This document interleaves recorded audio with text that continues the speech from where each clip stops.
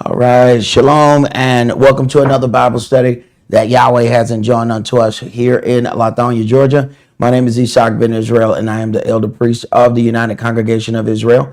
And I am joined here with the under priest, Priest Kish. Shalom, my brother. All right, so we're going to get off into some things that most of you guys, if you've been anywhere around the television, you have seen all of the information, I'm going to say, that's being given about this new war that Israel has going on. The thing that I think people forget is that when those previous articles and previous statements are in print, you can go back to those things and see that, oh no, these are some things that you were already trying to do. And certain things are now giving you the opportunity to perform those actions. It's one of the things that my mother always told me growing up, that, if you say something that may not be right, the only people that know is the people that's in that room. But when those things are in print, anybody can come by and read those things even later and verify what was put down. So what is happening now, and it's pretty sickening, that CNN just seems like a cheerleader for whatever happens to Israel. It is interesting that this is one of those times that it kills you to do so, because there's a different kind of buffoonery that happens on Fox. So now you gotta balance the buffoonery. It's buffoonery balance, because now you go back to Fox, because they're gonna say a little bit more than what CNN is going to say concerning Israel. CNN is just going to agree with anything Israel, and that's pretty much how this entire country has been programmed. That you don't even go against it. Matter of fact, anything you say against the nation or state of Israel will be called anti-Semitic. No matter, it could be disagreement with a person is anti-Semitism. It can be disagreement with a system. It's anti-Semitism. I was telling some brothers earlier this week that I'm going to start using the same thing. Anything that is racism against us, I'm not using the term racism no more. I'm going to say point blank, you know what, brother, that's anti-Semitic. I'm going to do the same thing that they get, no matter what it is. It can be something that has absolutely nothing to do with racism. You can say, I don't think that this person did something right. They say, oh, that's anti-Semitic. Oh, really? So if we don't agree, then that person is anti-Semitic? That's rather interesting, but it has been used to move people in place. So I want to first read some things from, this article that was done on the Jewish Voice forpeace.org. It's called "The Root of Violence is Oppression." Brother, would you start reading this right here? Because every opinion that we're hearing is from the side of Israel has the right to defend themselves. I have lost count how many times I've heard that just today. Israel has the right. It almost sounds like stand your ground. It's stand your ground for a country, and we know how that was used. Okay, so we already see what's happening, because so they have the right to defend. And every conversation, you flip from channel to channel to channel, and you hear the same thing, and this is coming from different people.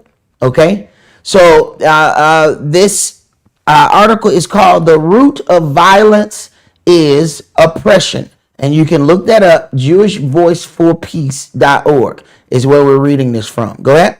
Right now, Palestinians, Israelis, and all of us with family on the ground are terrified for loved ones.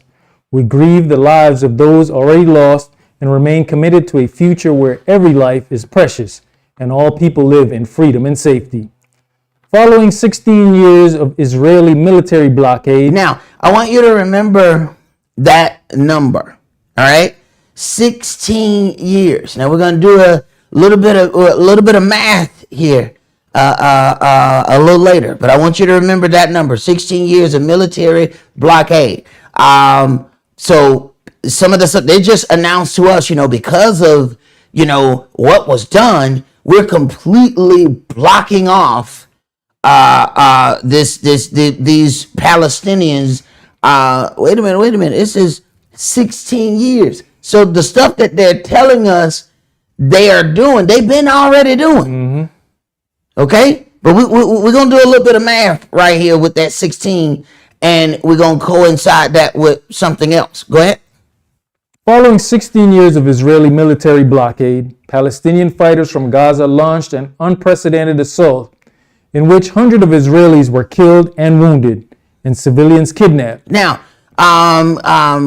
Brother Harrell, who's in Africa, posted something for us to look at, sent a video, and the video was, how, and it was always a question to me, how all of a sudden all these people get in here, and they've been doing this for a long time, so they know where the borders are. How all of a sudden all these fighters get in to not only do some damage, but also take some people and take them out. It was extremely strange. Even when you look at the so-called music festival, out of nowhere, it looked like it's a music festival in the desert. If this wasn't Fire Fest, I wanted to see if Ja Rule put this festival together. This festival was out of when they so-called running, all you see is dust shooting up in the air. And I'm like, this is a horrible concert already. If I had done got fresh, which is what we do when we go to concerts. We get fresh. All right, we been putting together the outfit for days. All right, you mean to tell me they in this big dust storm for a concert? It's a big open field. And they just running. Are you kidding me? It is absolutely ridiculous. So it's almost like this thing was allowed to happen in an area that they knew those people could reach. Very interesting. Keep reading. Yeah, you started to touch on his thing. What did it say? What did that video say? That because they were boasting on their protection around their city. Mm-hmm. What they say, even if a roach came across the fence, right, they could tell. Yet 70 fighters come across and take people with them, and don't nobody know nothing. So it seems like something was allowed to happen so that they could, implement a plan that they already had. Mm-hmm. Go ahead. The Israeli government declared war, launching airstrikes, killing hundreds of Palestinians and wounding thousands, bombing residential buildings and threatening to commit war crimes against besieged Palestinians in Gaza. I don't know when this article was written, but it's already been established that they were already committing war crimes before the war started. They have officially been committing war crimes now because there's a certain part they have cut them off from food, water, electricity, and these are regular people. They have deemed them all within that same classification, and they're treating them all the same way. They already had this thing that they said Palestine has been on a diet. And I was like, a diet? They said, oh yeah, they've been on a diet. What does that mean? Israel was effectively blocking the food going to them and have been doing so for over 16 years. That's why they're on a diet. They don't have that much. I guess they figure, they're going to be weak. They ain't going to be that good to fight because we're going to make sure that they don't eat. Go ahead. The Israeli government may have just declared war, but its war on Palestinians started over 75 years ago. Mm-hmm. Israeli apartheid. Now, that word, this is the same word that got President Jimmy Carter in trouble with Israel because he used the term apartheid when he was talking about Israel's treatment of the Palestinians. And God forbid anybody say anything against Israel. So this really caused some issues. And whenever you can muzzle the mouth of a president, oh, you're talking about wielding some power. When you can have presidents who are afraid to say what they want to say. I looked at a clip where Obama is going over all of his reasons why, he should be looked at as pro-Israel. And it was the most kiss-up situation I have seen. I was like, man, are you the president of the United States? Are you the president of the Netanyahu fan club? What are you? I mean, it was straight kiss-up. And when you can get leaders to do this, there's definitely some power wielding here. Can you read? I just had to do the math. It says 75 years ago, right? Uh-huh. So 1948 to 2023. Uh-huh. From day one. From day one. And you have to look at what's really happening here as well. All right. We have to throw several things into this mix. All right. The original setup of this Israel as a state is Britain's move that United States end up becoming the enforcer of. Britain just crowned a new king. This is there. It also shows you who's in control of what.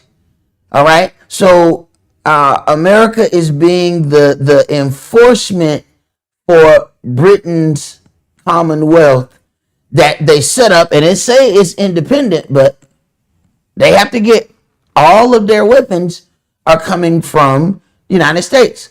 So they already get an extremely impressive package already. Now they're getting more aid. For 1 year, remember we talked about how for 1 year, somebody's military budget surpassed what we sent Israel?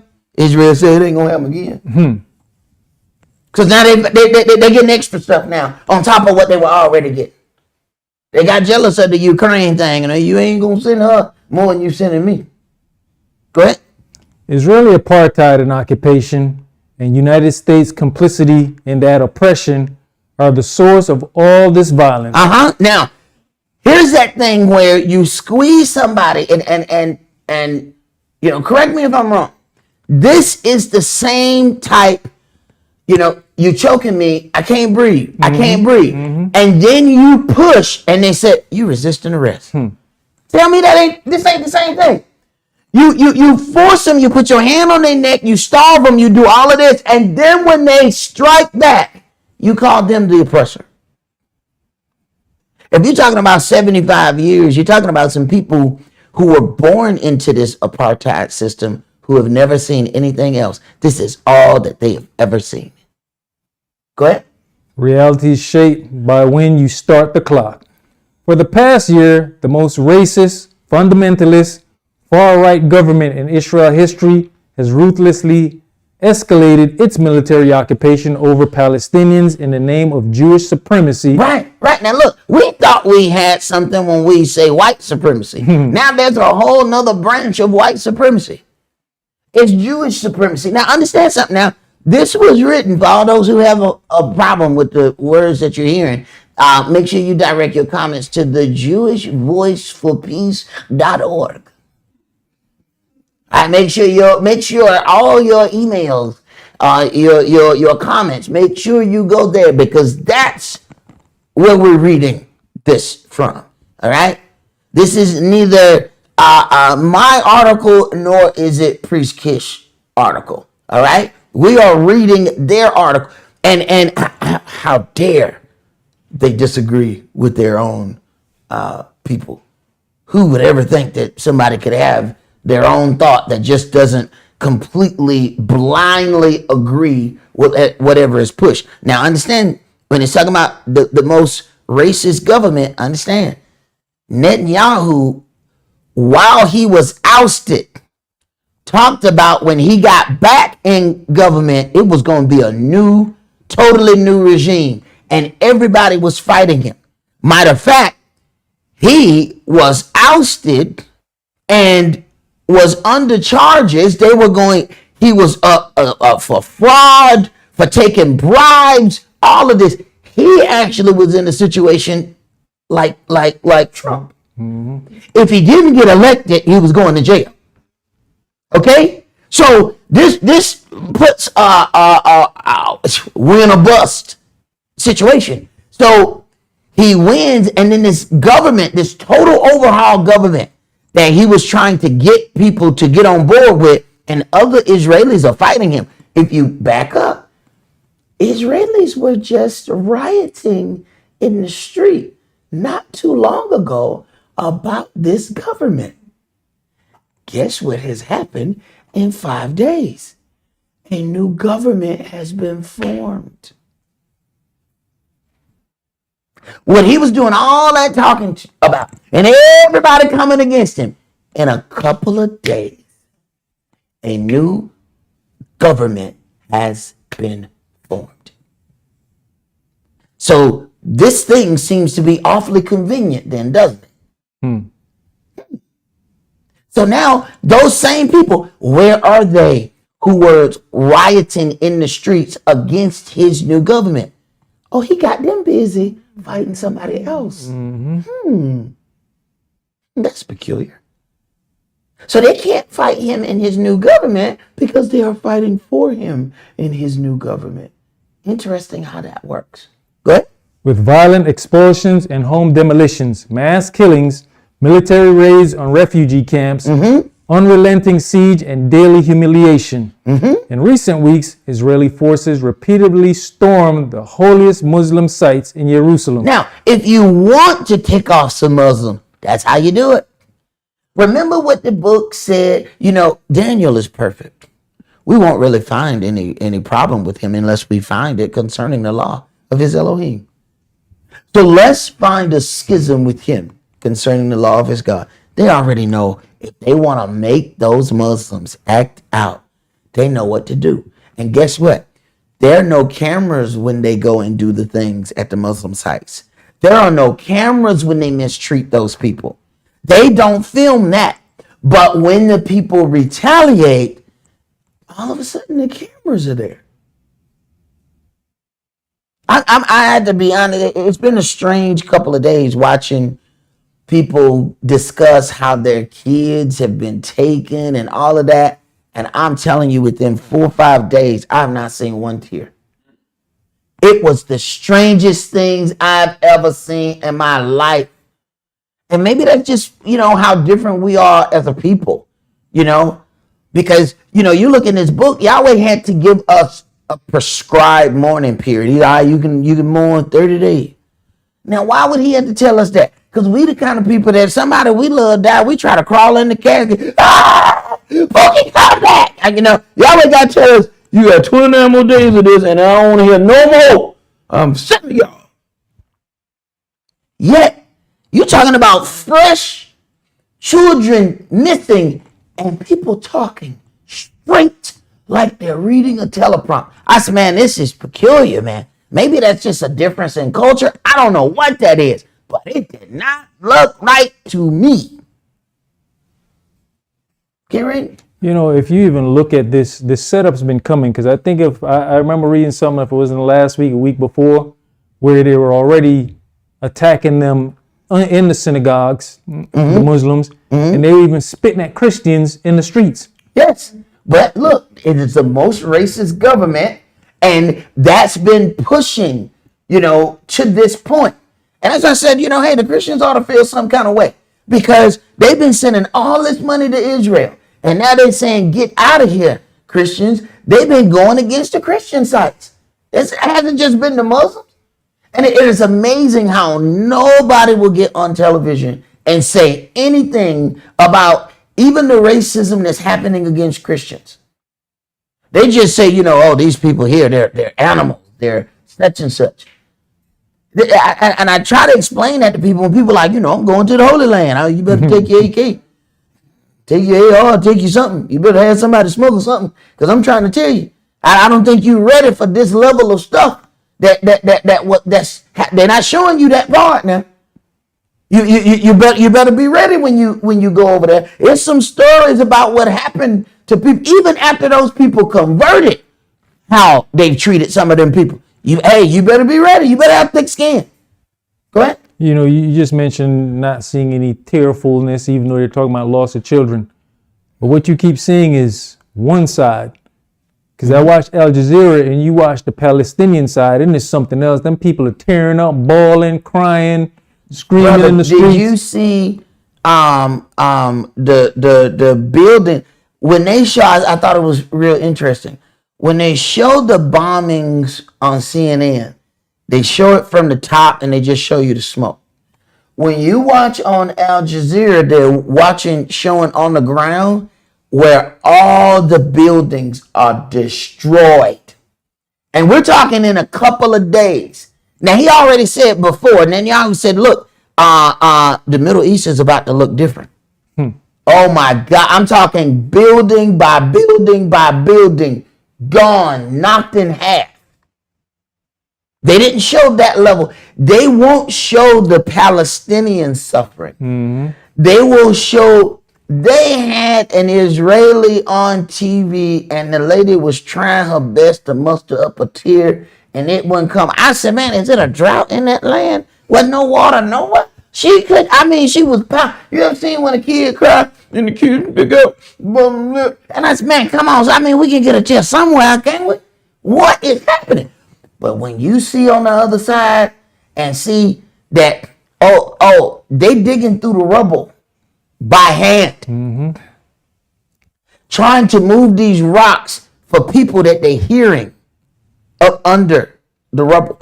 It is very interesting how the information machine has made sure that only one side of this gets told. Go ahead.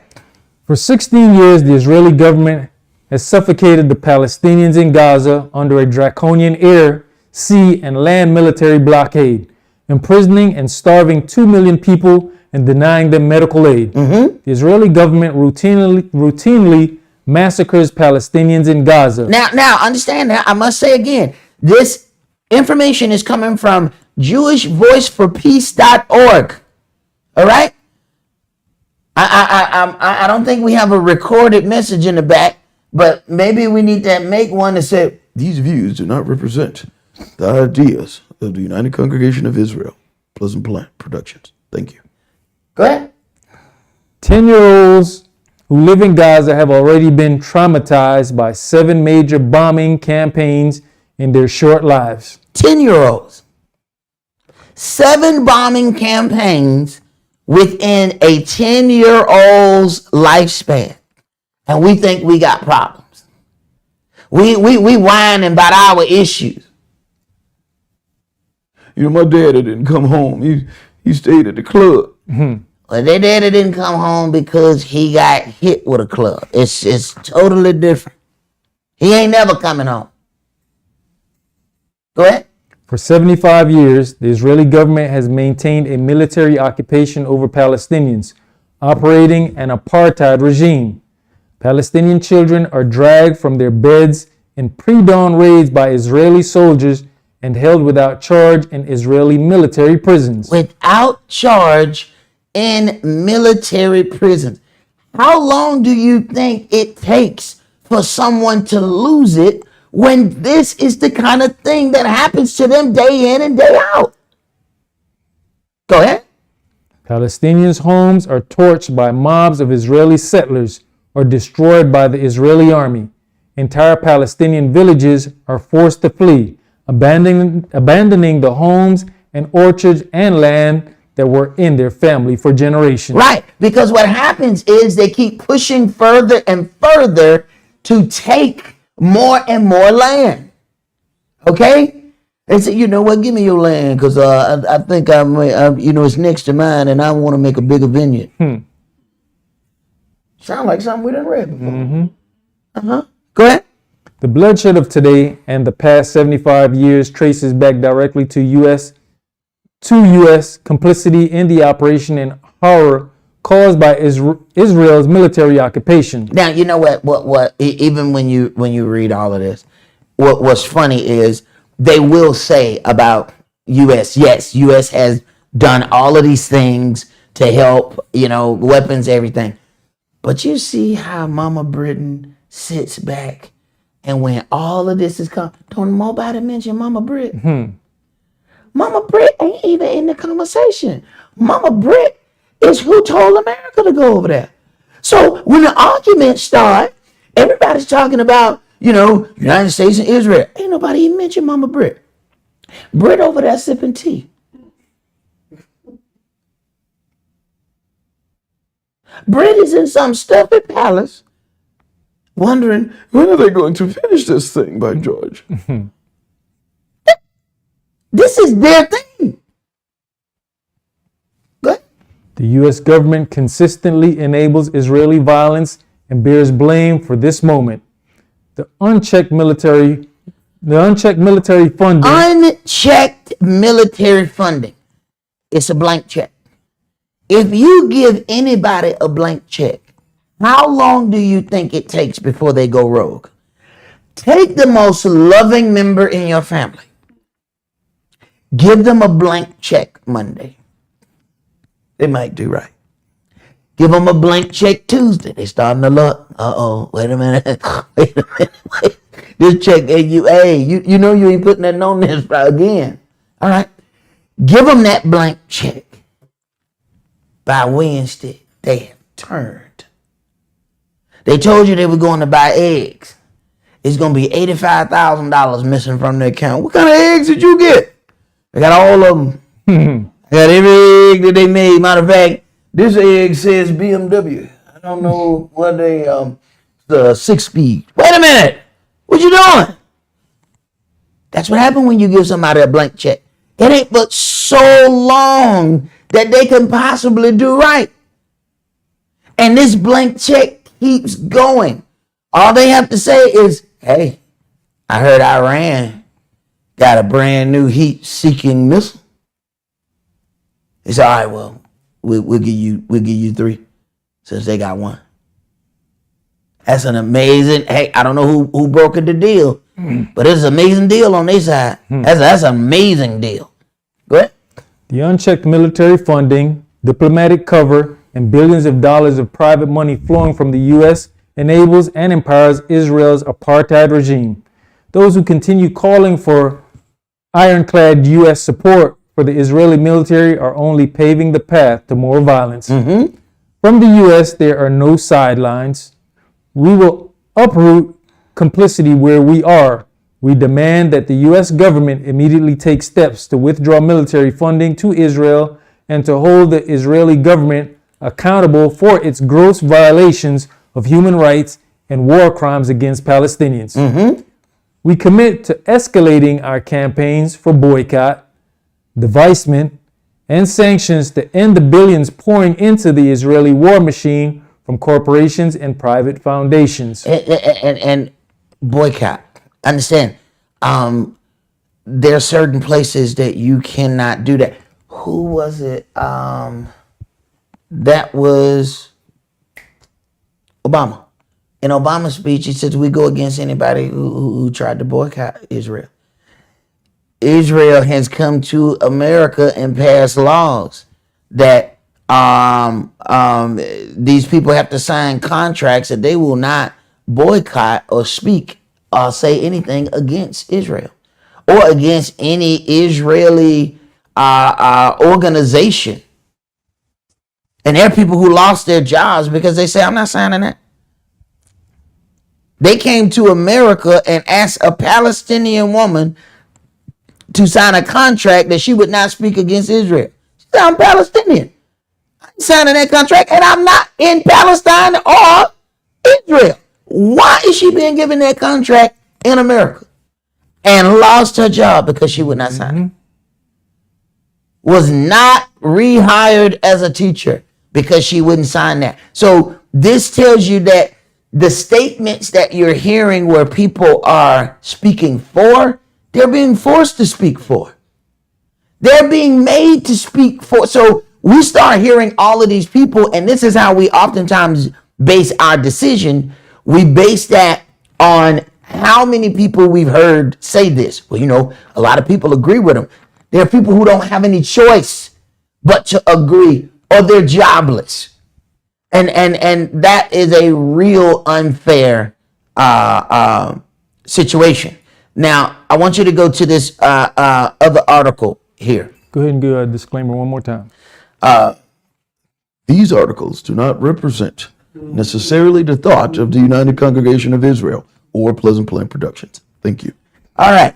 So now we're going to read this article was in Haaretz, another Jewish publication, by the way. And it is entitled Jimmy Carter, Israel's apartheid policies worse than South Africa's. Now, this is the former president. And when a former president can get blackballed because he spoke against a country that his country funds. Oh, wait a minute. How does the funder get scolded by the fundee? There's something wrong with that. That's backwards. Like when you go somewhere and the children be telling the parents what to do. You know, I don't want to eat this. You know what I'm saying? You know, I got to go to order some pizza or something. And the kid, you know, the parents go, I'm so sorry, I didn't know why. You don't even like, beans like that. All right, I'll go on and get you some pizza, baby. I just get up and leave them house. Because I don't want none of it to spread to none of mine. And inside, I want to go hit the little kid. You understand? And I know I'm outside of my jurisdiction. You understand? I want to hit the little kid. So this little kid done made you go get him pizza. But you cook. Let me tell you something. The way I grew up, what was for dinner was whatever come out of that kitchen. When people say, what's for dinner? Whatever the hell is on that plate when I get through cooking. That is what's for dinner. Wasn't no suggestions. There was no suggestion box in the kitchens when we grew up. Here you're watching a situation where the child is running the parent. It's like each country is running to say how much they are backing this country. So let's read what Haaretz had to say about Jimmy Carter's statement. Now remember, we heard this thing apartheid just now. Now, Jimmy Carter said this quite some time ago. Go ahead. Former president stands by a new book despite criticism, says it's meant to stimulate debate in the U.S. Former U.S. President Jimmy Carter said in remarks broadcast Monday that Israeli policy in the West Bank represented instances of apartheid worse even than those that once held sway in South Africa. Carter's comments were broadcast on Israel Radio, which played a tape of an interview with the ex-president, but did not specify to whom Carter was speaking, but has made similar remarks in recent interviews, such as one to CBC television. When Israel does occupy this territory deep within the West Bank and connects the 200 or so settlements with each other with a road and then prohibits the Palestinians from using that road, or in many cases even crossing the road, this perpetuates even worse instance of apartness or apartheid than we witnessed even in South Africa. Carter said his new book, Palestine, Peace, Not Apartheid, was meant to spark U.S. discussion of Israeli policies. Now we gotta. When I go back to this article here, we pull up December 11, 2006. Now they said 16 years of oppression. Now it's 2023. Take away 16 from 23. What you come up with? Get the remainder. I think you're gonna come up with like 2007 or something like that. December 2006. That's the end of the year. Okay, so this has been going on, and somebody called it out way back then. A president has said this is what was going on and what was happening all that time, saying no. If when you cut people off, telling them they can't even walk on the side of the street, how is it that we don't hear this part? How is it that out of all the things we keep hearing the same things on CNN over and over and over again? But see, when this helps fight against when we try to tell our people, you do know that this book is about us. Oh, no. The book is about the people on TV. Because you have collusion where all of these people have agreed to tell the same lie. So it gives this appearance of something, but the other part is never shown. The oppression is never shown of what's done to these other individuals. And they're saying that this conflict may now turn into a regional conflict, that it may spread way past just Israel, because all of a sudden now Iran has come into the discussion. They have absolutely no proof whatsoever that Iran has done anything. But Netanyahu has already tried to invade Iran before. He has already did a whole lot of things, and he want Iran gone. Okay? So now this jumps off. And now they're saying Iran had to do it. And now America, I know, already got a destroyer on the way, sitting in the water. So thinking that this may jump off, hey, this is most definitely some kind of land grab. The question is, how much land they trying to grab? They're saying they're going to completely eradicate Hamas. Man, you know how hard that is to do? That means you finna kill everybody over there. Go ahead. The hope is that my book will at least stimulate a debate, which has not existed in this country. Didn't work for 16 years. Go ahead. There's never been any debate on this issue. Look at that. Look at that. They won't even discuss it. He said, I'm just writing a book so they'll discuss it. That we can't get to change because there won't nobody even bring this discussion to the table. A president, a respected president, by the way. All right, we're not talking about, some dude who got ousted or something like that. No. A respected man. Go ahead. Of any significance. The book has sparked strong criticisms from Jewish figures in the United States. Abraham H. Foxman, National Director of the Anti-Defamation League, has said that some comments from the former president border on anti-Semitism. You see what happened? Disagree and you're anti-Semitic. That's what happens whenever you disagree. Go ahead. When you think about the charge that he has made that the Jewish people control the means of communication, it is odious. Now, wait a minute. So you tell me that Jimmy Carter said the same thing Kanye said? Man, they said Kanye was crazy. So Jimmy Carter must be crazy and prophetic. How did he know Kanye was going to say that? Good. Foxman was quoted as saying last week, if the Jews controlled the media... Now this Foxman, did he own Fox? I'm sorry, I don't know. Go ahead, Rep. If the Jews control the media, how come he is traveling around the country speaking about this book on talk shows? Carter has rejected the criticism of the book and its use of the word apartheid. They tried to get him to stop using the word. He said, I will not. Go ahead. I feel completely at ease, said Carter, about his commitment to the book, which accuses Israel of oppressing Palestinians. I'm not running for office, and I have Secret Service protection. Why did he have to say that?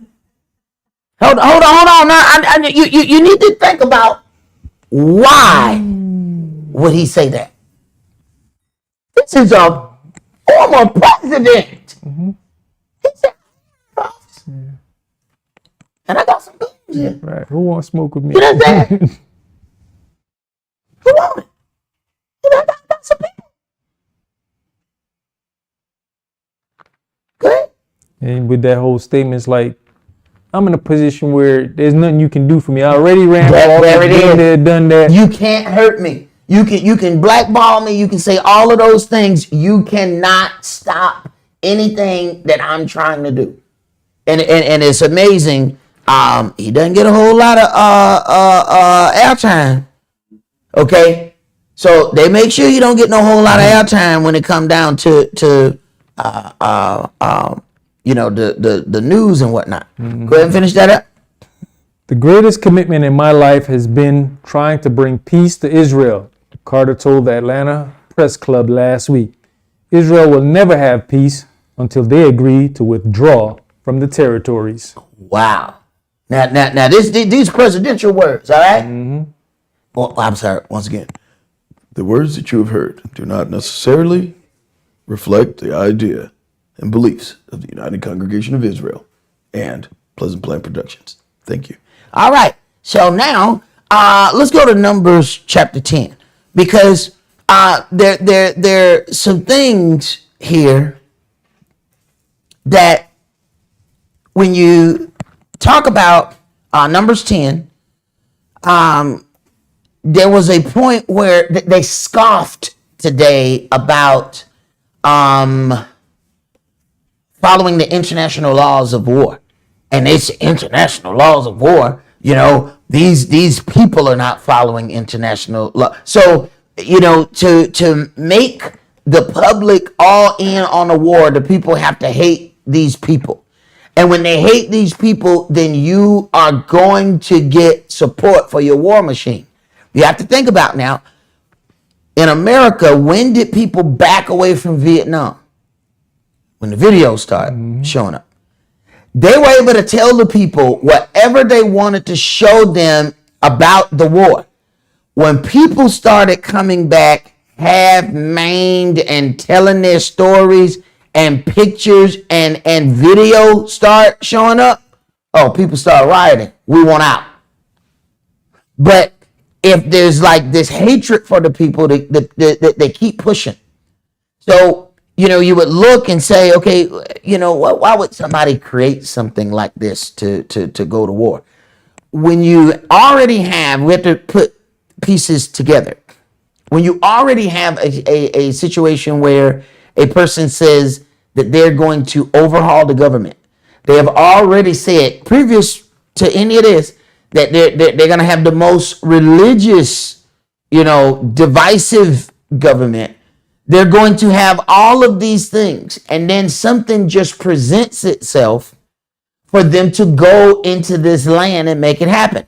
We have to then think about when you have someone, you look at President Bush Jr. went to war, and they said it was about weapons of mass destruction. There was never any weapons found. That it was, how was the hatred created to go to the Middle East? 9/11. Has anybody noticed that you keep hearing 9/11 all of a sudden? This is Israel's 9/11. This is Israel's 9/11. This is Israel. What happened? And here's the interesting thing. Most of the people who were supposedly on the plane that committed the 9/11, they were like Saudi Arabia. We didn't send not one bomb to Saudi Arabia. Not a nam. Not one. So you mean to tell me a whole bunch of Saudi Arabians, so-called fly plane, bring down the buildings, and then we go to war in Iraq? Because you their cousin, So we're going to get all your cousins. We ain't going to fight you, but your cousin, we're going to beat them down. Hold on. That doesn't make any sense. But everybody was behind the 9/11. Matter of fact, the Patriot Act, which took away rights, passed right through. Very few people opposed it. They were afraid to oppose something called patriot. So you see then that where there's a means, it creates something. So now you see this little agenda, or this thing that has happened to these people, and they say, oh man, it was brutal, it was this, it was that. I saw a video where they just walking a little boy away. The little boy don't look like he's fighting nobody. I'm like, man, if you tried to grab my little boy and he was 5, I mean, you got to understand, these people are raised in this turmoil. Mm-hmm. You mean tell me a little boy don't fight, don't do nothing, he just walking along with them? I said, man, this is some of the strangest things that it just looks strange. And then the completely cutting off, the people from all food. I want you to read something in Numbers 10 and verse 9. And if you go to war in your land against the enemy that oppress you. First of all, if you go to war in your land against the enemy that is oppressing you, not the people who you are oppressing, who get tired of you oppressing them and they strike back. That's not what it says. Go ahead. Then you shall blow an alarm with the trumpets, and you shall be remembered before Yahweh your Elohim, and you shall be saved from your enemies. Mm-hmm. Also in the day of your gladness, and in your solemn days, and in the beginning of your months, you shall blow with the trumpets over your burnt offerings, and over the sacrifice of your peace offerings, that they may be to you for a memorial before your Elohim. I am Yahweh, your El. All right. Now let's go to chapter 19, Deuteronomy chapter 19.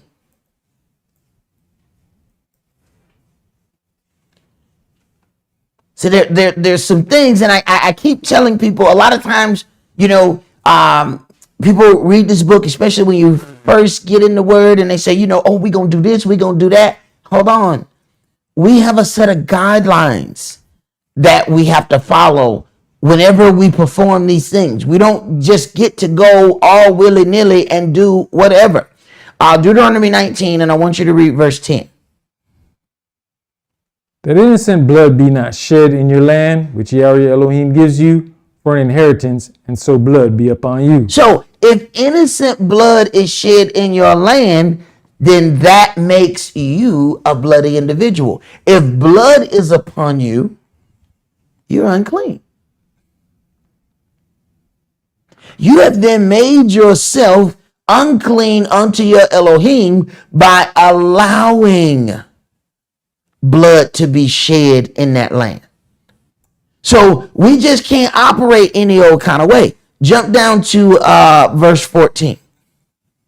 You shall not remove your neighbor's landmark, which they of old time have set in your inheritance, which you shall inherit in the land that Yahweh your Elohim gives you to possess it. Now, you're talking about some individuals who have been in a place for generations. Now, they're both fighting over something that don't belong to either one of them.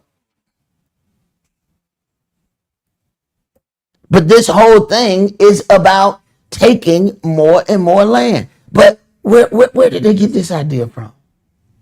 Come on, man. What happens in this country all the time? You have whole areas that are affluent areas now. Go back. Those used to be the areas that black people owned everything around. And some of these resorts are on land that black people used to own. Once the Gentiles found out it was profitable, they found a schism. Say, oh man, this man winked at a white woman. Killed the whole town for what they say one man did. And it has happened all over this country. Every time we built something to a certain place. So when you deal with it like that, we start to connecting the dots. No, this is the same thing. You want this extra land, so then you mistreat these people and then kill everybody for what you say these individuals here did. And you take all the land now at the same time. Go ahead. One witness shall not rise up against a man for any lawlessness or for any sin, and any sin that he sins. At the mouth of 2 witnesses or at the mouth of 3 witnesses shall the matter be established. All right, let's go to chapter 20. Deuteronomy chapter 20. And I want you to read verse 19. Because when you get down to what's happening, they're cutting them off from food. They're starving regular people. Deuteronomy 20, and let's read verse 19.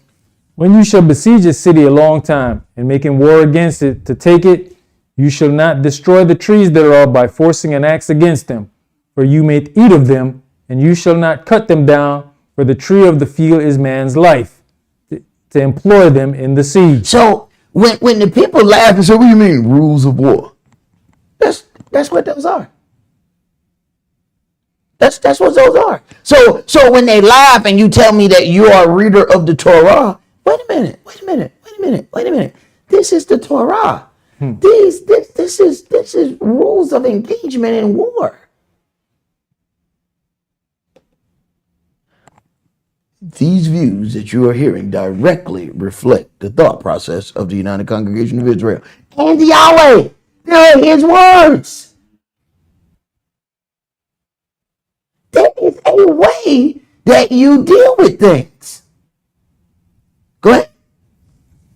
Only the trees which you know that they be not trees for meat, you shall destroy and cut them down, and you shall build bulwarks against the city that makes war with you until it be subdued. Now, I need you to pay attention to all words in there. You shall make build bulwarks against the city that makes war with you, not the city that you made war with it. So you can't just say if one thing is true, then the other must be true. Whoa. No, you can't just switch that around. He says you shall not add unto his word. And when you get right down to it, how things are given now as far as learning, you have a whole lot of writings that they say, this is written by the sages. In other words, these are opinions by priests. And the opinions by the so-called priestly figures have now overwritten the actual law of Yahweh. It's rather interesting how this works. Let's read. Go to Deuteronomy chapter 24.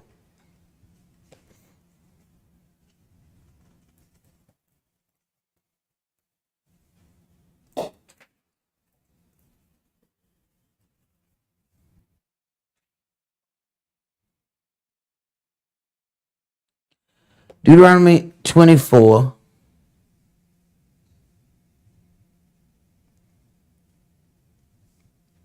And read verse 14.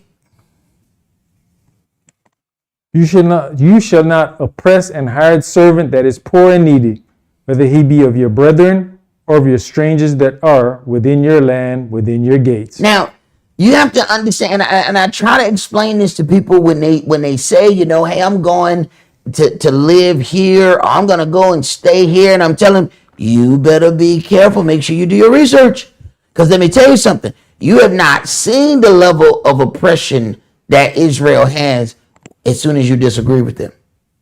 You have not seen, even when, remember when the guy who owned the sports team was ended up being recorded by his woman talking about, they're Jews. Yeah, they're black Jews and then they're white Jews. He said the black Jews are less than dogs. Mm-hmm. This is how they made him sell his sports team. His girlfriend recorded him saying they're less than dogs. And I was like, wow. But this is one of those things where after it comes out, it wasn't supposed to go that far. It wasn't supposed to get out, but it did. Go ahead. At his day you shall give him his hire, neither shall the sun go down upon it. For he is putting in the Torah So when people say that they are Torah keepers, and then you see all of these things, you have to stand up and say, no, you're not. No, you're not. No, you're not. See, I read that, and that's not what it says. Yeah. Exodus 23. Go ahead, bro. In verse 14, where it says, "You shall not oppress an hired servant that is poor and needy." On the same Al Jazeera, I saw where, there were Palestinians that were working for the Israelis for little and nothing. Yeah. Before all this kicked off, they pushed them out. Those people are now caught in between no land. They're outside. They can't make it back home. One of the guys was saying, I got news from my brother that my son was hurt. Then he called me back and told me my son died. He said, and my wife is in Egypt having medical procedures done. So my son's going to be buried with none of his parents around. There was something that was saying, he said, I left 5 minutes ago. And now I can't get back in. And he just stuck. This is the kind of frustration that they place upon them, that they can't go left, they can't go right. It is just one of those things. And remember, they were already having this thing, and we talked about this some time ago.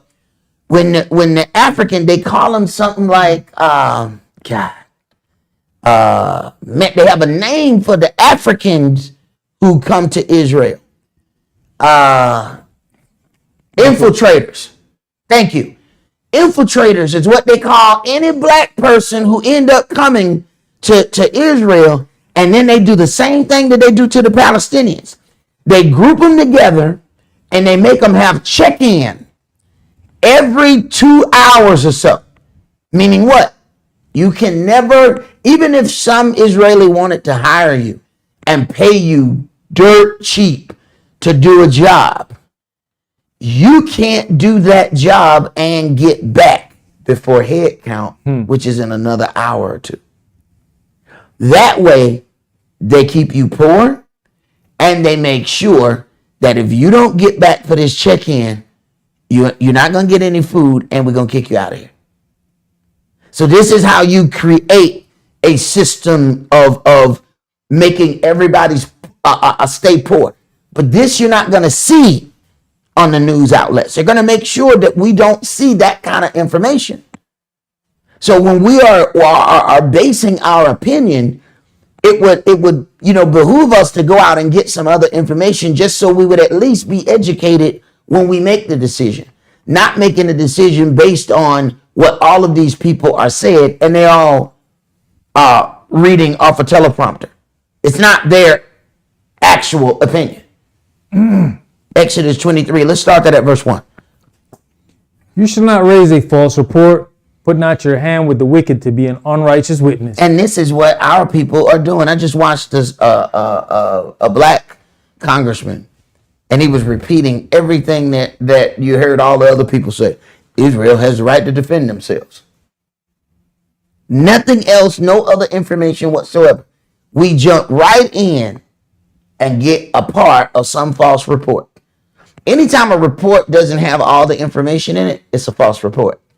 People say, well, that what they said was true. How can it be a false report? It's a false report because they didn't say all of it. Yahshua said they sought for many false witnesses, but the false witnesses couldn't agree. They said, this man said he was going to destroy the temple and rebuild it in 3 days. They said, he bad false witness. Wait. He did say that. Y'all just didn't understand what he was dealing with. So understand, false witness ain't just a situation of this is what happened. No. False witness is you didn't tell the whole story. When they showed up with the woman that they said was caught in the act of adultery, and they said we caught this woman in the very act, it's false witness. Why? They didn't bring the man who they caught her with. They only brought her. Who's false witness? So those people who brought that to Yahshua brought him a false matter. The matter false because you didn't bring everybody. You only brought her. Go ahead. You know, we know America's going to have boots on the ground after a while. And if a Palestinian looked at a black man and said, black man, why are you here like they did in Vietnam? Right. He's not going to understand. He's not going to understand. And what I'm fighting for my country. Right. He's going to sit there and say, bro, they dropping bombs on us. Do you understand what happened in Tulsa, Oklahoma? You should be sympathizing with me. Right. But you know what's going to be crazy? Is when they bust one of them curves and run into a Palestinian who looked like his name ought to be Pakistanian. Hey, where do Pakistanians come from? Pakistanians look like us. Right? Now what you going to do? What you going to do when you turn that left and run into Pakistanian? Okay. Go ahead. You shall not follow a multitude to do evil. Neither shall you speak in a cause to decline after many to wrest judgment. So I've already done evil when I say, all right, I'm going to fight with y'all in this matter, and I know the matter false. Go ahead. Neither shall you countenance a poor man in his cause. If you meet your enemy's ox or his ass going astray, you shall surely bring it back to him again. Now, this Torah, by the way, all right? See, I need people to understand this is Torah. Go ahead. You know, even when you're saying this is Torah, I was talking to Brother Amir earlier before we started, and I was like, you know, I said, you always root for the underdog, right? And he said, yeah. I said, we usually always do. I said, because we understand what it means to be the underdog. Right. So we already have that sympathy in us, and we don't oppress strangers in our neighborhood because we got that sympathy in us. But like you say, this is Torah, who the people in Israel say that this is their book. Right.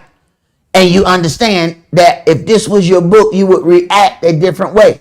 If you actually went through those things, you would react a different way. Keep reading. We're going to get to that. If you see the ass of him that hates you lying under his burden and would forbear to help him, you shall surely help with him. Now, come on. Bruh. We help even our enemies. We cause one another more problems than we cause anybody else. Go ahead. You shall not rest the judgment of your poor in his cause. Keep you far from a false matter, and the innocent and righteous slay you not, for I will not justify the wicked. And you shall take no gift, for the gift blinds the wise and perverts the words of the righteous.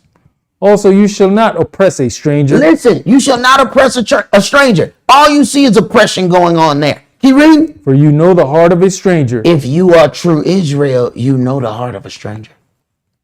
If you are indeed Israel, you know the heart of a stranger, and you do not want to mistreat a stranger.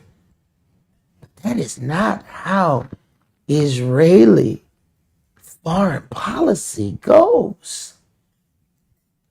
Foreign or domestic policy. It does not take this approach.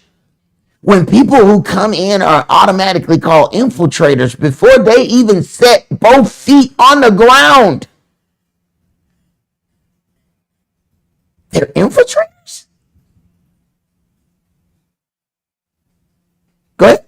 Seeing you were strangers in the land of Egypt. If you were indeed strangers in the land of Egypt, then there is some kind of love for the stranger. There is some kind of concern that you're going to have, concerning how to treat other people. Now, I hate to just bring up the obvious here. What was the I gotta read it. Laws about the Sabbath and festivals. I that word. But this is the little heading right there, right? All right.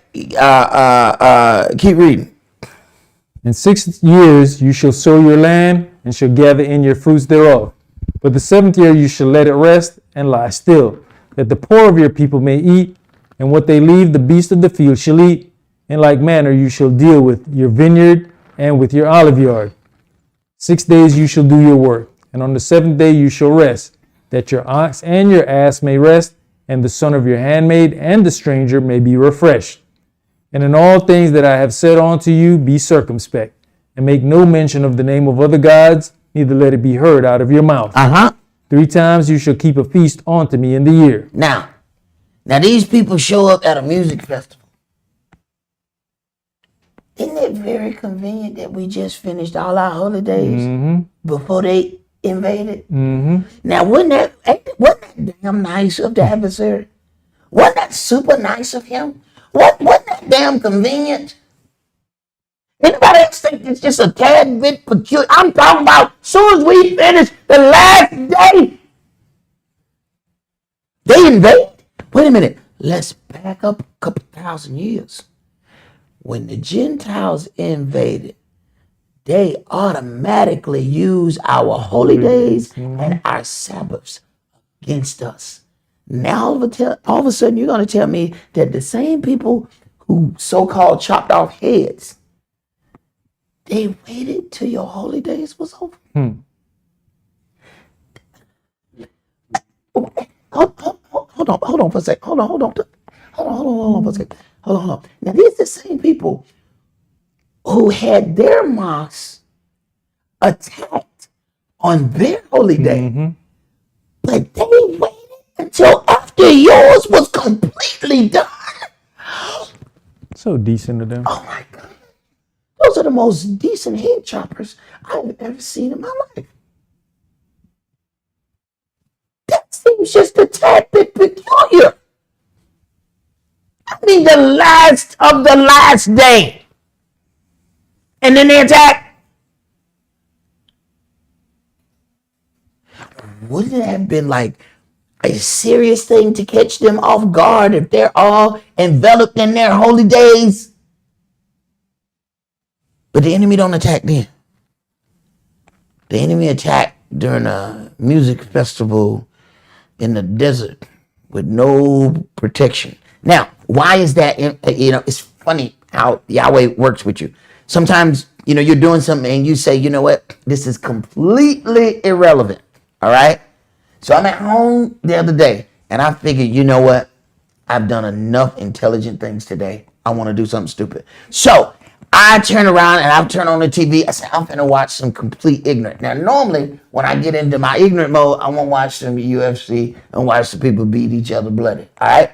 But I turn on the TV and it automatically said, oh, the documentary about Tupac was on. All right, you know what? Let me watch this one.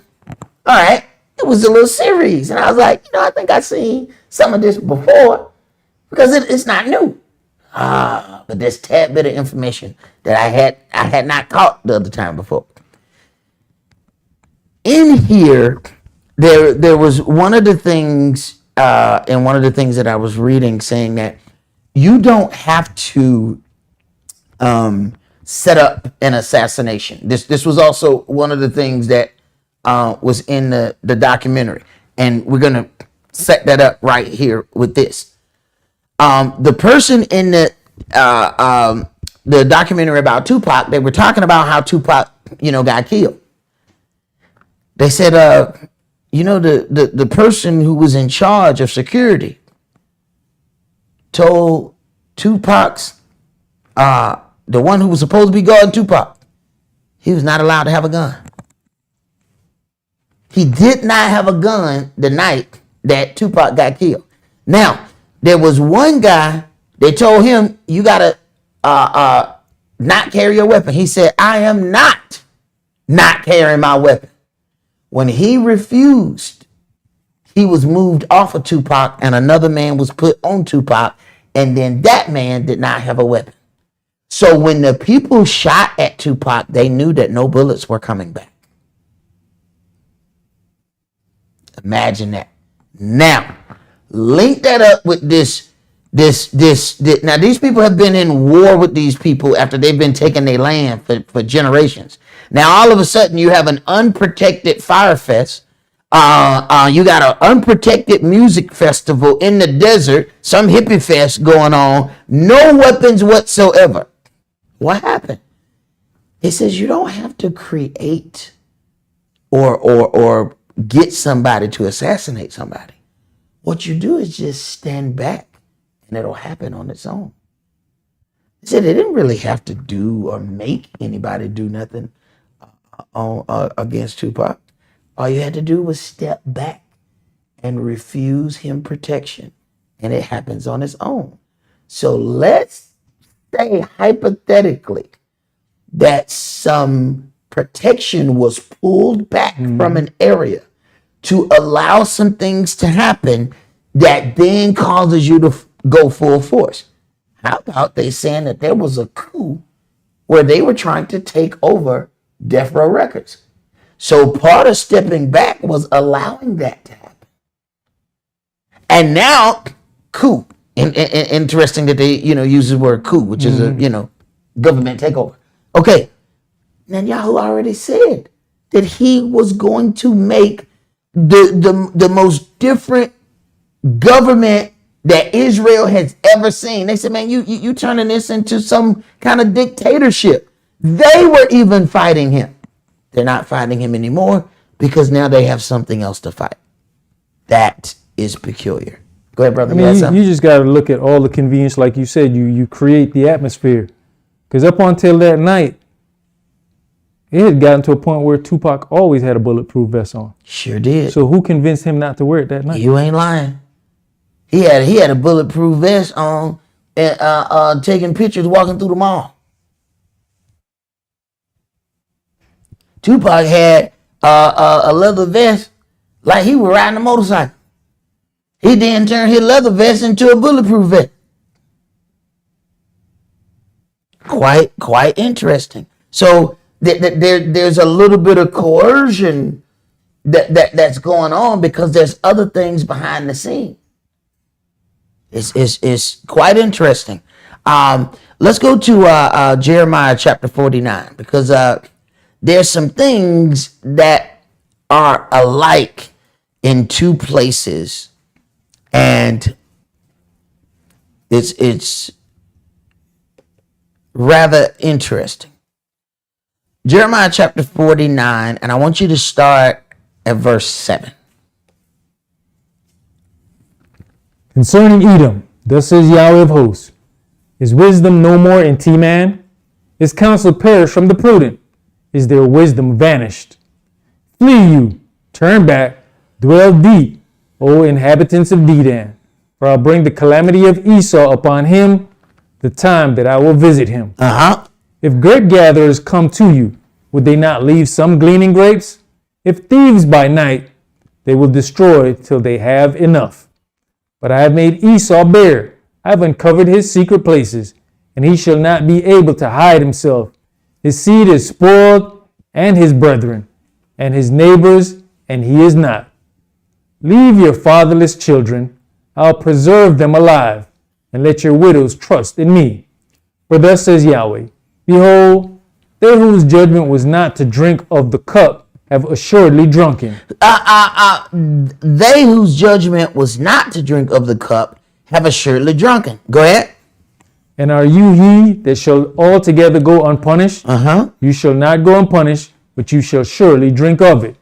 For I have sworn by myself, says Yahweh, that Basra shall become a desolation, a reproach, a waste, and a curse, and all the cities thereof shall be perpetual waste. I've heard a rumor from Yahweh, and an ambassador is sent unto the heathen, saying, gather you together and come against her, and rise up to the battle. Now, this is Idumea, Edom, who some refer to as the Jewish. All right. So when you deal with things, you have to remember that Jacob and Esau were brothers. So you have this thing where you have some people and then some others who converted, and now they have taken over the conversion. Now they said that they're the authentic people. They're not converts anymore. Go ahead. For, lo, I'll make you small among the heathen and despised among men. Your turbulence has deceived you, and the pride of your heart, O you that dwelleth in the clefts of the rock, that holdeth the height of the hill. Though you should make your nest as high as the eagle, I'll bring you down from thence, says Yahweh. Also Edom shall be a desolation. Everyone that goes by it shall be astonished, and shall hiss at all the plagues thereof. As in the overthrow of Sodom and Gomorrah and the neighbor cities thereof, says Yahweh, no man shall abide there, neither shall a son of man dwell in it. Behold, he shall come up like a lion from the swelling of Jordan against the habitation of the strong, but I'll suddenly make him run away from her. And who is a chosen man that I may appoint over her? For who is like me, and who will appoint me the time? And who is that shepherd that will stand before me? Therefore hear the counsel of Yahweh that he has taken against Edom, and his purposes that he has purposed against the inhabitants of Teman. Surely the least of the flock shall draw them out. Now, this is where the interesting part, because this stuck in my mind, because I used to hear my teacher talk about how the least of the flock is going to draw somebody out for destruction. Now, it's interesting because this is said about Edom. All right. So you're talking about the least of the flock because they want something, they're getting drawn out. Before this thing started, there were statements saying, you knew it was going to be some utter destruction because they were saying, okay, the world is going to come against us, but it is time for us to do that. We've done this over and over where we have little bits of, little skirmish here, and we're going to end this thing all together. Oh, they said they're going to straight annihilate these people. All right. But they have been drawn out because now the whole world is like, well, wait a minute, man. Wait a minute. You violating, international law, man. Man, you can't starve the people, go to war with them, cut off food, cut off water. They were 80-something% of their water was already poisonous. That's before this.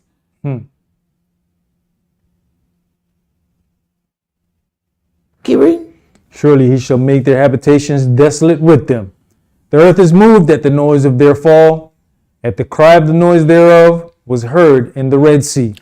Behold, he shall come up and fly as the eagle, and spread his wings over Basra.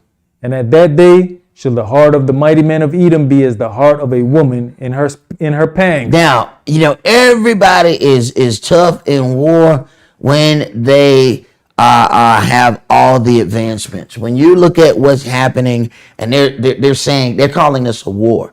We're talking about a bunch of people who have a makeshift so-called government. We're not really talking about a straight country against a country. The area that they call Gaza is one of the most densely populated places in the world. It's like 2 million people stuffed in a mall. Okay? You have you have to understand something. When you send a missile and you have the most densely populated area, they know it's going to cause major damage. You can't, and understand something. You can't talk about how densely populated it is, because remember, you were the one who kept pushing them, and you pushed them in from all corners. All right? So you push them all in there. Let them get all irate, and then blame them for how they're acting. It sounds exactly what happened to us. They put the cuffs on tight. They slam you, and then when you push back, I had to shoot him. He was resisting arrest. And do you know a lot of the officers here, that they trained in Israel? See, a lot of people don't know that. That some of them same officers who you go meet on the side of the road, how about they sent them to Israel to train? Now, where did they learn this system of apartheid from? Right. And you're looking at the redneck officer on the side of the road. He learned from some greater racism that you ain't never seen. Go ahead. Concerning Damascus, Hamath is confounded, and Arpad. All right, let's go to Jeremiah 50. And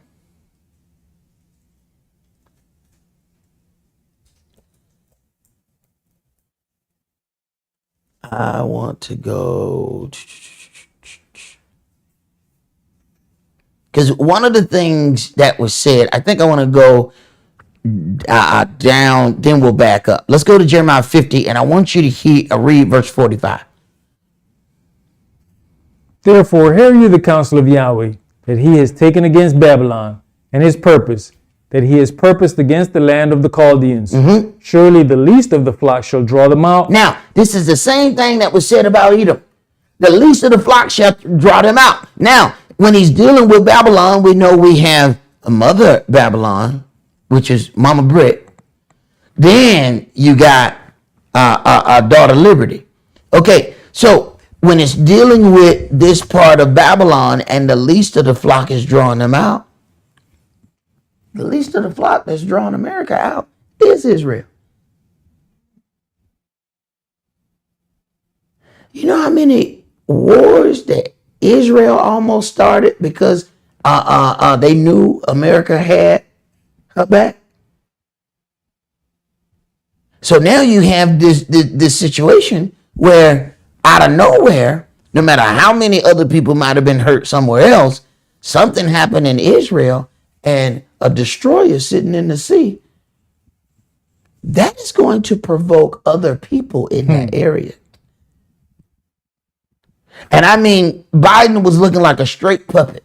I was looking for the strings.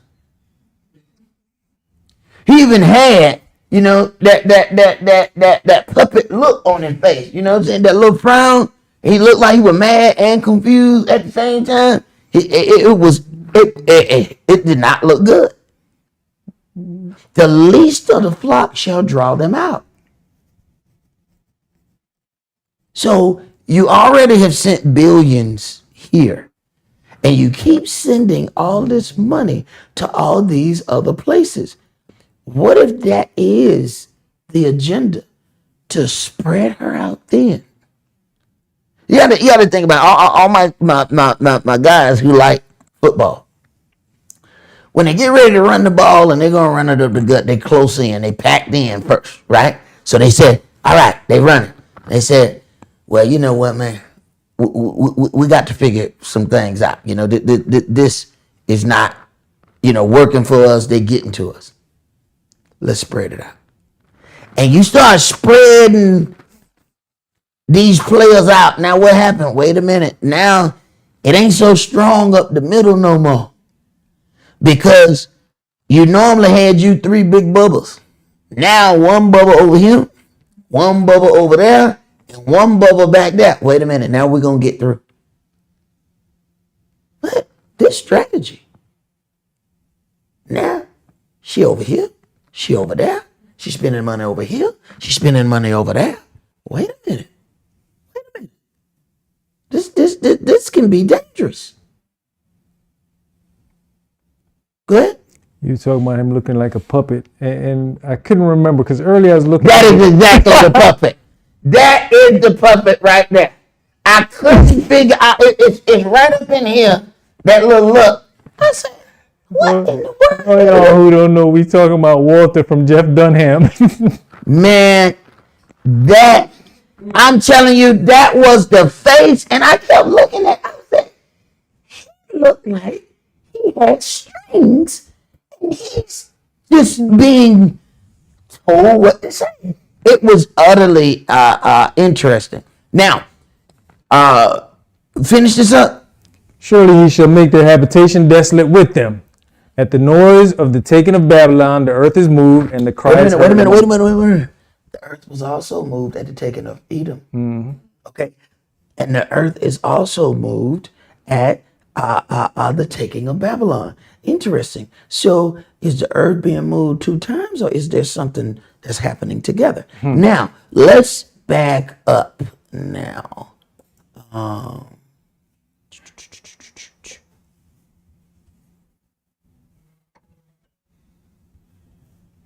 because this judgment of Babylon is also connected with the redemption of the children of Israel. All right, Jeremiah 50, and let's start at verse 1. The word that Yahweh spake against Babylon and against the land of the Chaldeans by Jeremiah the prophet. Declare you among the nations, and publish, and set up a standard. Publish, and conceal not. Say, Babylon is taken, Bel is confounded, Murdoch is broken in pieces. Her idols are confounded, her images are broken in pieces. For out of the north there comes up a nation against her, which shall make her land desolate, and none shall dwell therein. They shall remove, they shall depart, both man and beast. In those days and in that time, says Yahweh, the children of Israel shall come, they and the children of Yehudah together, going and weeping. They shall go and seek Yahweh, their Elohim. Stop. At the time that Babylon is being destroyed, the people of Judah and of Israel are seeking Yahweh. They don't already have him. Okay, we have some problems. And there have been some people, me and Leah was talking about it earlier, that there was a rabbi saying, according to the scriptures, Israel shouldn't even be set up as a nation right now. That's if you believe the Tanakh. That is the Old Testament, which is what we're reading. This is in those days and in that time, says Yahweh, the children of Israel shall come, they and the children of Yehudah together. Go ahead.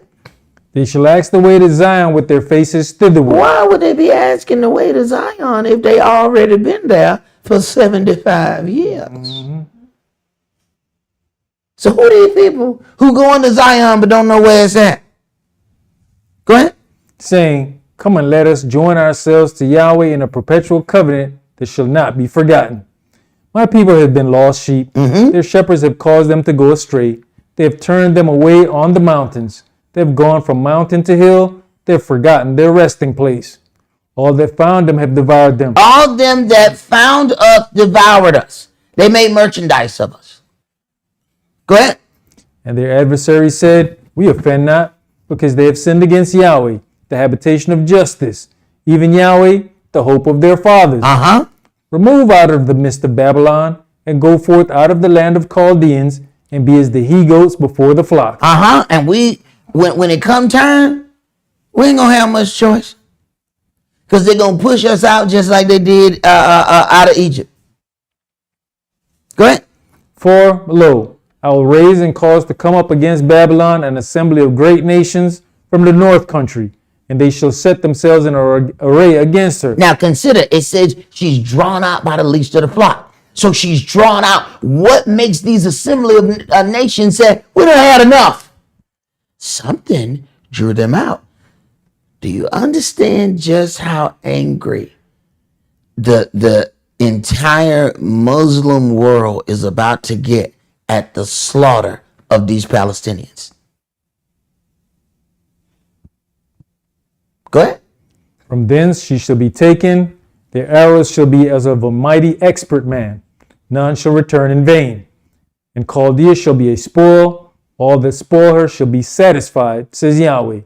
Because you were glad, because you rejoiced, O you destroyers of mine heritage. Wait a minute, wait. He said that this daughter of Babylon was destroying his heritage.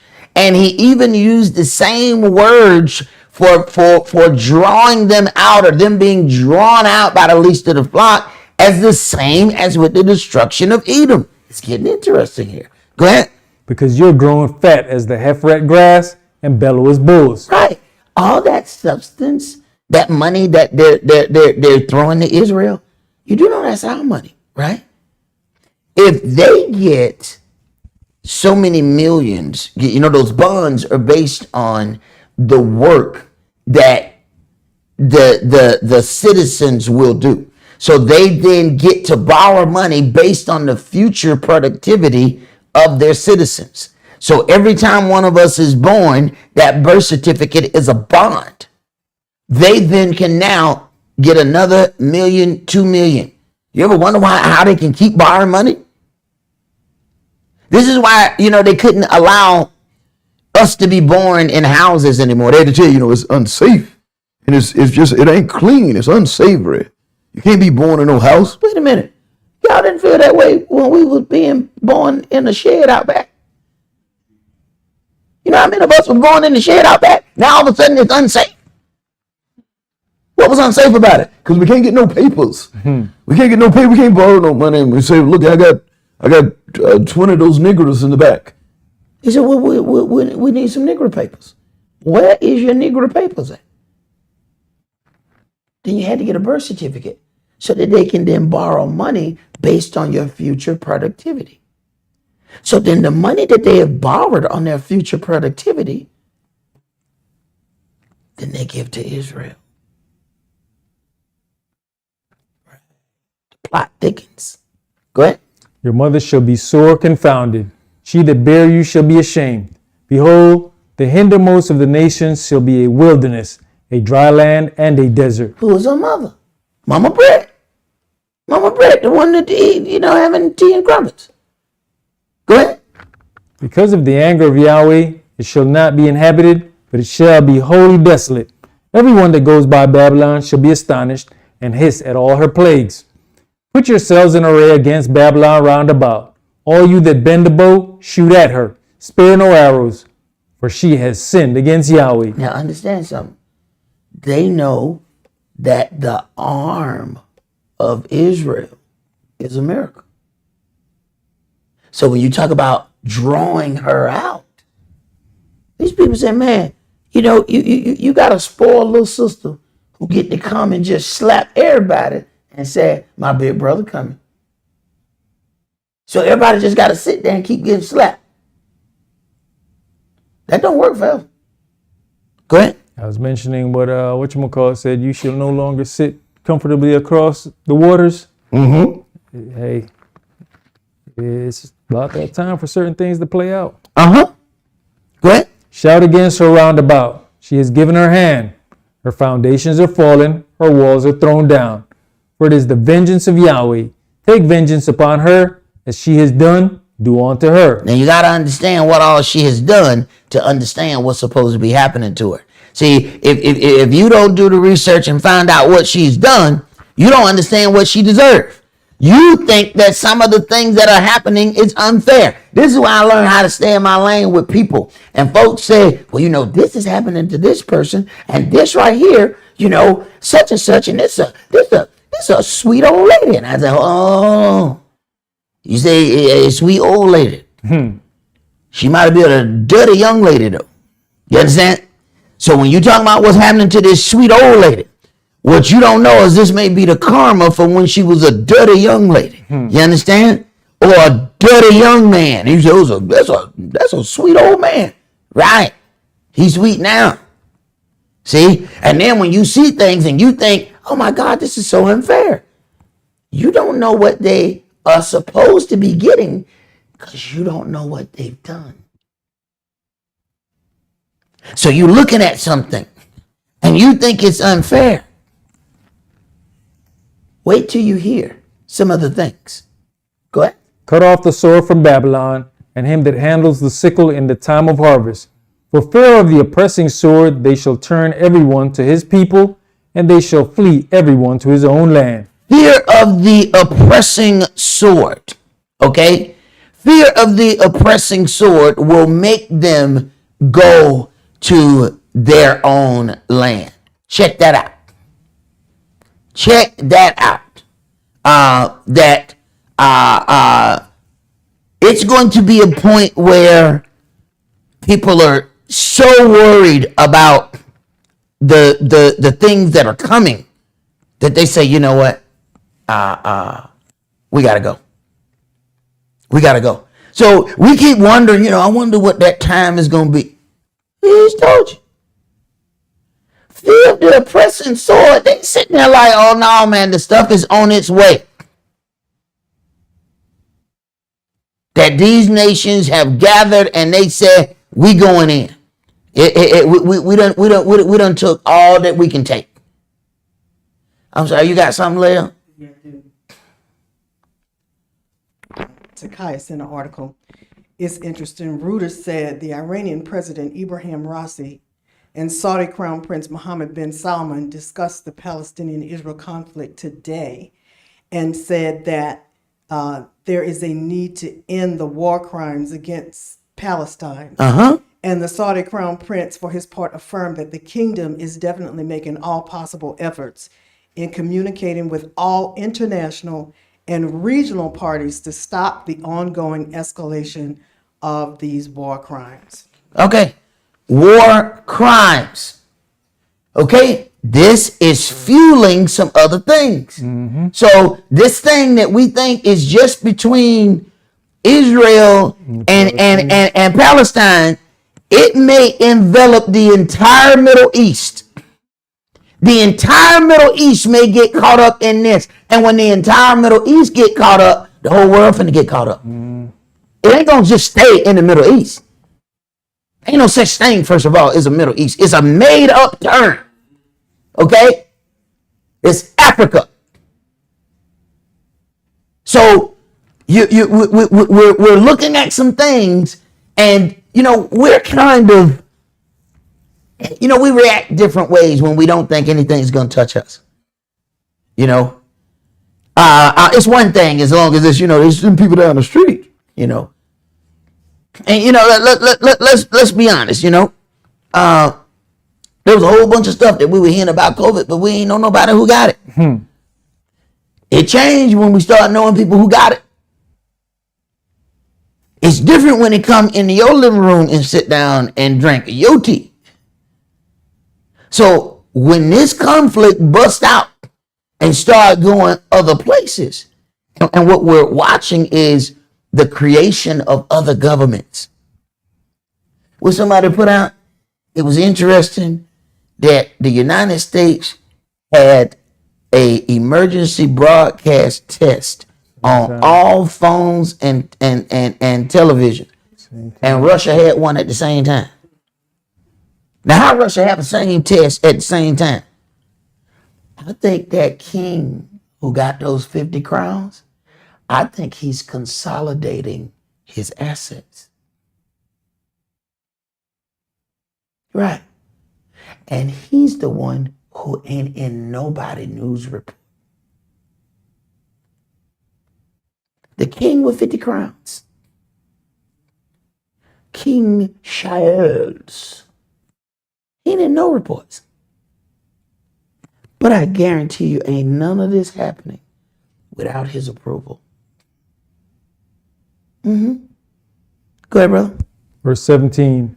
Israel is a scattered sheep. The lion have driven him away. First, the king of Assyria has devoured him, and last, this Nebuchadrezzar, king of Babylon, has broken his bones. Therefore, thus says Yahweh of hosts, the El of Israel, behold, I'll punish the king of Babylon and his land, as I have punished the king of Assyria. Jump to verse 23. How is the hammer of the whole earth cut asunder and broken? Who else can ever be called the hammer of the whole earth? Nobody can wear that better than the place of which we are sitting. But remember now, how did it say it was going to be broken? The least of the flock is going to draw them out. Go ahead. How is Babylon become a desolation among the nations? I've laid a snare for you, and you are also taken, O Babylon, and you was not aware. You are found and also caught, because you have striven against Yahweh. Yahweh has opened his armory and has brought forth the weapons of his indignation, for this is the work of the Adonai Yahweh of hosts in the land of the Chaldeans. Come against her from the utmost border, open her storehouses, cast her up as heaps, and destroy her utterly. Let nothing of hers be left. Slay all her bullocks, let them go down to the slaughter. Woe unto them, for their day is come, the time of their visitation. The voice of them that flee and escape out of the land of Babylon, to declare in Zion the vengeance of Yahweh our Elohim, the vengeance of his temple. Jump to verse 33. Thus says Yahweh of hosts, the children of Israel and the children of Yehudah were oppressed together. Hold on. This is also the same statement that he made when talking about the destruction of Edom. So now we're hearing the same things within the destruction of these two groups. The children of Israel and the children of Yehudah were oppressed together. Go ahead. And all that took them captives held them fast, they refused to let them go. So even in this statement, they held them fast, refused to let them go. The people that are in the land never had that problem. They never had to deal with nobody not wanting to let them go. Right. Matter of fact, they were the ones who owned people. So something, either the Tanakh is lying, the Torah is lying, or some people lying. Go ahead. And they say all that took them, because we talking about the so-called Middle East. Them people is warned that they're not innocent either. Because I was reading something recently, or looking at something recently, where it says the Arab slave trade ended long after the transatlantic slave trade. And it was brutal. They were still going on into the 1970s. You ever hear why they said, you go in a lot of places where there were slaves and there was a lot of race mixing. They say, you know why there wasn't no race mixing among the Arabs? They castrated the men. The men lost their privy members. They can't procreate. Right. Oh, they Yahweh getting everybody involved. Everybody. Everybody gonna deal with what they put out there. Go ahead. The Redeemer is strong. Yahweh of hosts is his name. He shall thoroughly plead their cause, that he may give rest to the land and disquiet the inhabitants of Babylon. A sword is upon the Chaldeans, says Yahweh, and upon the inhabitants of Babylon, and upon her princes, and upon her wise men. A sword is upon the liars, and they shall dote. A sword is upon her mighty men, and they shall be dismayed. A sword is upon their horses, and upon their chariots, and upon all the mingled people that are in the midst of her, and they shall become as women. A sword is upon her treasures, and they shall be robbed. A drought is upon her waters, and they shall be dried up. For it is the land of graven images, and they are mad upon their idols. All right. Let's go to 2 Kings chapter 17.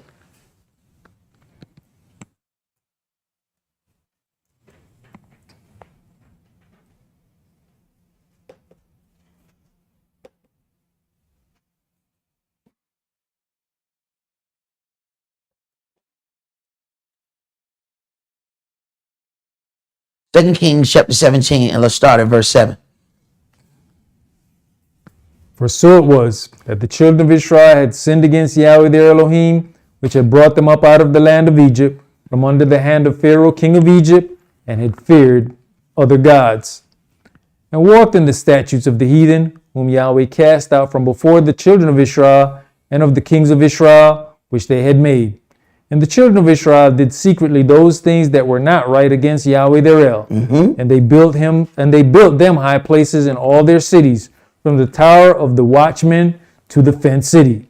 And they set them up images and groves in every high hill and under every green tree.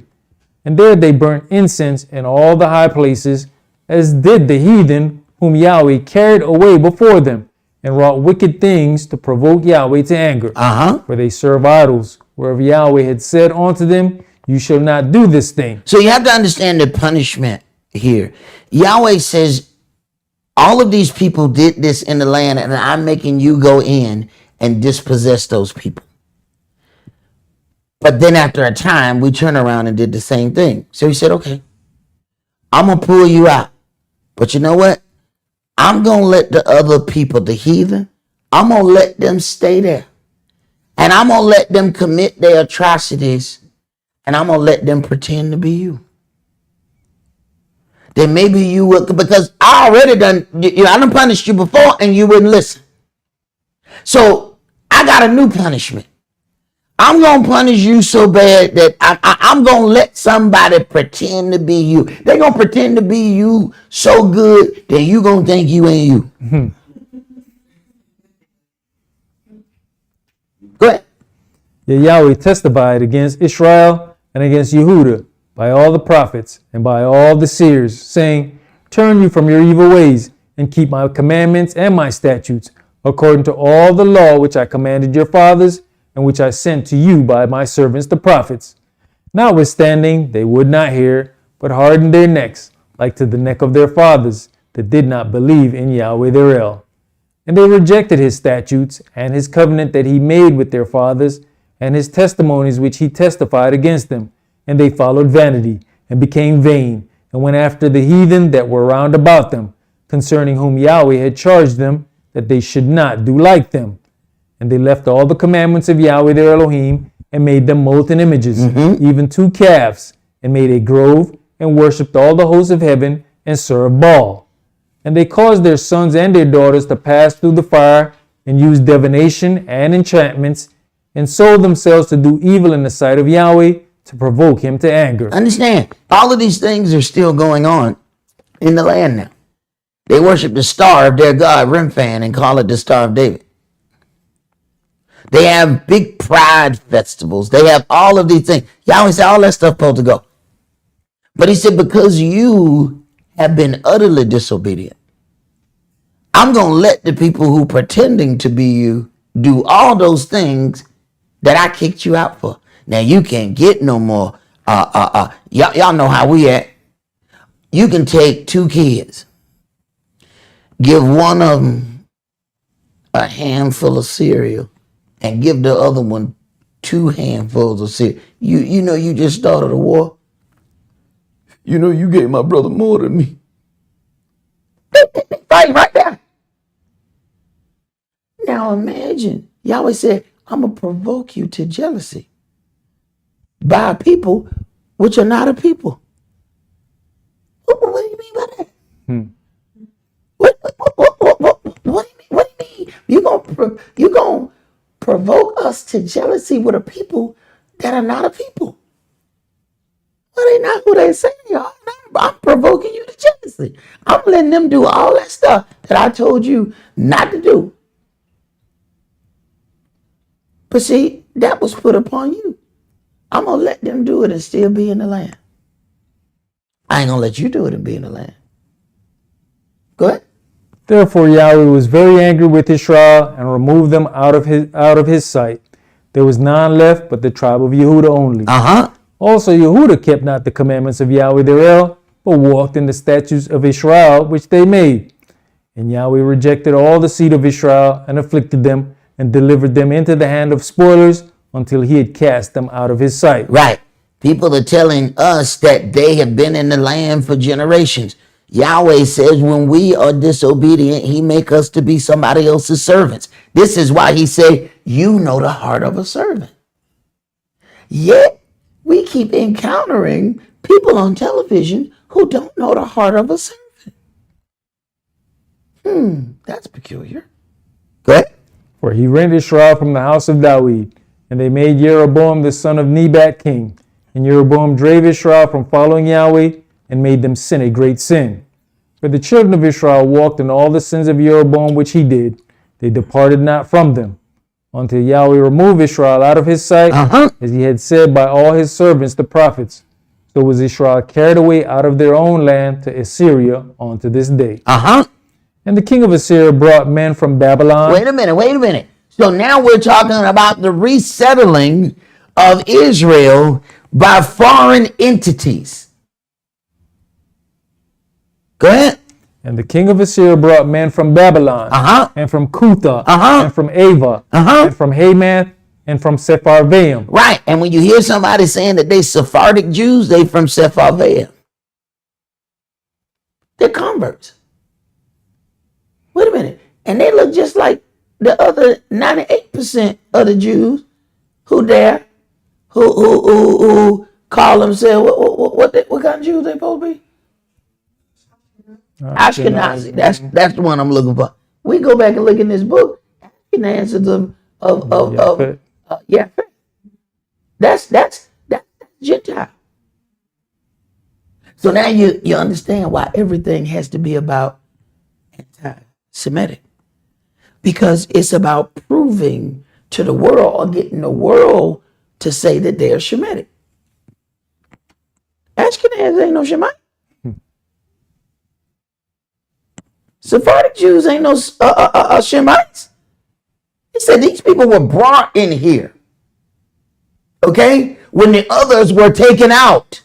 So then I ask the world, who was taken out and who was put in?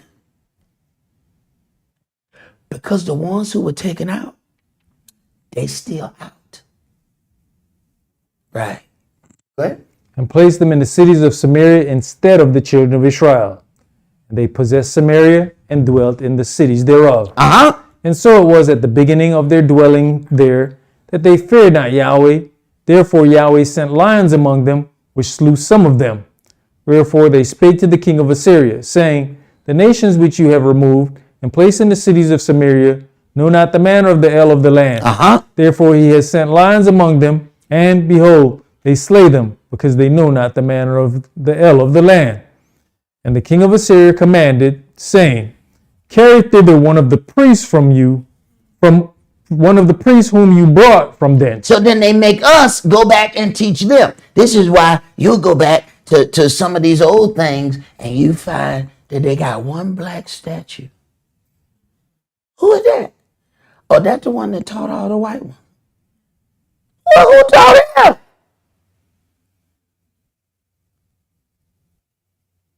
Right. Good. You know, it's interesting when you look at verse 26 and it says, and he sent lions among them. Where's the only place that lions are native to? Africa. Okay. And let them go and dwell there, and let him teach them the manner of the el of the land. Then one of the priests whom they had carried away from Samaria came and dwelt in Bethel, and taught them how they should fear Yahweh. And then check this out. This is one thing that my elder always say. He said, we teach people how to rule over us. Mm-hmm. We teach them how to rule over us. Here it is. We taught them. And then they throw the knowledge that they have and look down their nose upon us for the information that they got from us. Yahweh said, oh, I'm going to punish you good this time. Oh, you don't know you're going to feel me this time. You're going to feel me. Go ahead. Howbeit every nation made gods of their own, and put them in the houses of the high places which the Samaritans had made. Wait a minute. Every nation made gods of their own. This ain't even one group of people. Remember, I'm going to provoke you to jealousy with a people that are not a people. What does he mean? This ain't one group of people. Now all of a sudden you see this is supposed to be some collective thing. No, it's one group of people. These people were from different areas. They all converted so that they can take part of this land that they have gotten from somebody else's fall. They are not the same people. They are mixed and mingled people. Go ahead. Every nation in their cities wherein they dwelt. And the men of Babylon made Succoth-Benoth, and the men of Cuth made Nergal, and the men of Hamath made Ashima. This is why you have these different so-called sects. One worship this way, one worship this way, one deal with this book, one deal with that book. What happened? These were these other gods that they already worshipped. Go ahead. And the Avites made Nibhaz and Tartak, and the Sepharvites burnt their children in fire to Adremelech and Anamelech, the gods of Sepharvaim. So the Sephardic had their own different thing that's different from the other ones. Ain't it so today? Okay, go ahead.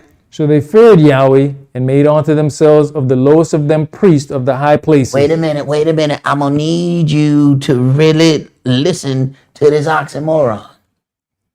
So they feared Yahweh and made unto themselves the lowest of the priests of the high. How you going to be the lowest of the priests of the high? How you going to be the lowest of the priests of the high? Sounds like a verse in a song. I heard. You know, it sounds like something I heard too. Go ahead. Which sacrificed for them in the houses of the high places. They feared Yahweh and served their own gods. Wait a minute. This is something that he would not allow us to do. And this is part of our punishment. He would not allow us to fear him and serve other gods. He said, absolutely not. You belong to me. You ain't serving nobody but me. And if you serve anything but me, you're going to do it somewhere else. You ain't going to do it in my house. Sound just like how we act. We act just this way. Oh no, let me tell you something. If you're going to be for Tyrone, you're going to be at Tyrone's house. But if you're going to be in James' house, you're going to be for James. You can believe that. Sound just like us. We should understand our God very easily. So if they made of themselves the lowest of them priests, that means you got the degenerates, right? Yes. So that's why you got a degenerate book, right? You go. There you go. There you go. A book that don't make no sense.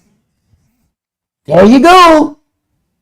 Then you got all these opinions because they have the lowest of the priest of the house. Get out of here. Good. After the manner of the nations whom they carried away from thence. Unto this day they do after the former manners. They fear not Yahweh, neither do they after their statutes, or after their ordinances, or after the law and commandments which Yahweh commanded the children of Jacob, whom he named Israel. Whom he named Israel. So I just proposed the question. Who are the people who were pulled out and who were the people that were set in? That's all I ask. Because when we read in the prophecy and it says that he's going to restore these individuals, who are these people that he's restoring? And who are the people who must get out so that the people he's restoring can go back in? Who are these people? Go ahead.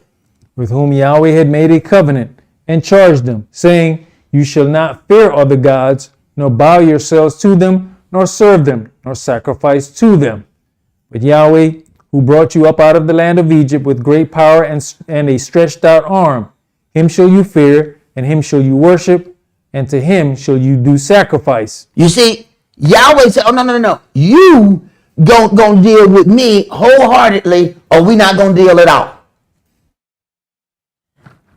But this definitely provoked us to jealousy because he let them do it. Y'all know how we act. Wait a minute. You know what? Keisha, when me and you were together, you was, and you and Tyrone walking on the beach now. What? I tried. Yeah, hey, come on, yeah, hey, we feel some kind of way.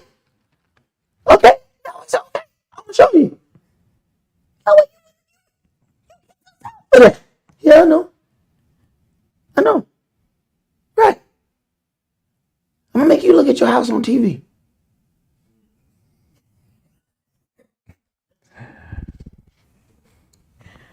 You got to think about now that you're an adult, right? And for those who still have their parents, when your kids go over to the same house you grew up in and do things that you wasn't allowed to do, how do you feel? Hey, some of them be shell shocked. Why don't you do that? You're gonna die. And no, we can do that now. Oh, I would have got killed for that. Yeah. But this is how he's provoking us to jealousy.